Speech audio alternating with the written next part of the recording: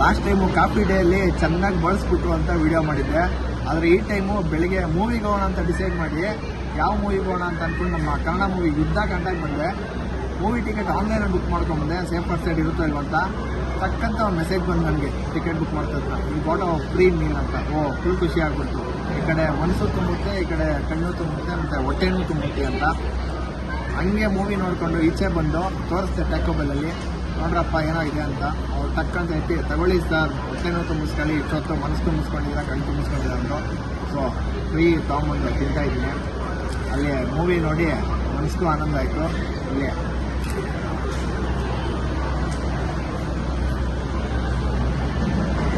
ತಿನ್ಕೊಂಡು ಹೊಟ್ಟೆಗೂ ಆನಂದ ಆಗ್ತಿದೆ.